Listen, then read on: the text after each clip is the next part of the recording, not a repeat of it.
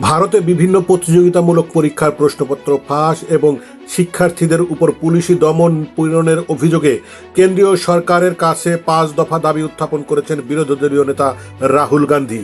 এদিকে আজ ককরোচ জনতা পার্টি প্রধানমন্ত্রীর বাসভবন ঘেরাওয়ের পরিবর্তে সংসদ এলাকাকে কেন্দ্র করে ধারাবাহিক বিক্ষোভ চালিয়ে যাচ্ছে। আজ 22 জুলাই বুধবার প্রকাশিত একটি প্রতিবেদনে এনডিটিভি জানিয়েছেন, ছাত্র আন্দোলনে পুলিশি অভিযানের ঘটনায় ভারতের রাজনৈতিক অঙ্গনে উত্তেজনা অব্যাহত রয়েছে। মঙ্গলবার ভারতের রাজধানী দিল্লিতে দেশটির প্রধানমন্ত্রী নরেন্দ্র মোদী সরকারি বাসভবন লোক কল্যাণ মর্গের সামনে কংগ্রেসের বিক্ষোভে অংশ নেওয়ার সময় রাহুল গান্ধী, প্রিয়াঙ্কা গান্ধী ভদ্রা সহ একাধিক বিরোধী নেতাকে আটক করে দিল্লি পুলিশ।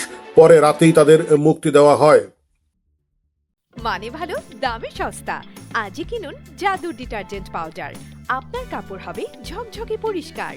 এমকে ইন্টারন্যাশনাল কোম্পানি। আটক অবস্থায় প্রকাশ করা এক ভিডিও বার্তায় রাহুল গান্ধী কেন্দ্রীয় সরকারের কাছে 5 দফা দাবি জানান। দাবিগুলো হলো স্বরাষ্ট্রমন্ত্রী অমিত শাহ ও শিক্ষামন্ত্রী ধর্মেন্দ্র প্রধানের পদত্যাগ, 2 শিক্ষার্থীদের ওপর হামলায় জড়িত পুলিশের সদস্যদের বিরুদ্ধে ব্যবস্থা গ্রহণ এবং শিক্ষার্থীদের বিরুদ্ধে দায়ের করা মামলা প্রত্যাহার, 3 ছাত্র আন্দোলনে পুলিশি দমন পীড়নের জন্য প্রধানমন্ত্রী নরেন্দ্র মোদীর প্রকাশ্যে ক্ষমা প্রার্থনা, 4 বিষয়টি নিয়ে লোকসভা ও রাজ্যসভায় পূর্ণাঙ্গ আলোচনা এবং 5 শিক্ষা ব্যবস্থা ও প্রতিযোগিতামূলক পরীক্ষা ব্যবস্থার দ্রুত সংস্কার। রাহুল গান্ধী অভিযোগ করেন, শিক্ষার্থীদের ন্যায্য দাবিকে দমন করতে সরকার বল প্রয়োগ করছে। তিনি প্রশ্ন তোলেন, কেন বারবার প্রশ্নপত্র ফাঁস হচ্ছে, কেন শিক্ষা এত ব্যয়বহুল হয়ে উঠেছে এবং কেন সন্তানদের পড়াশোনার ব্যয় বহন করতে গিয়ে পরিবারগুলোর আর্থিক সংকটে পড়ছে।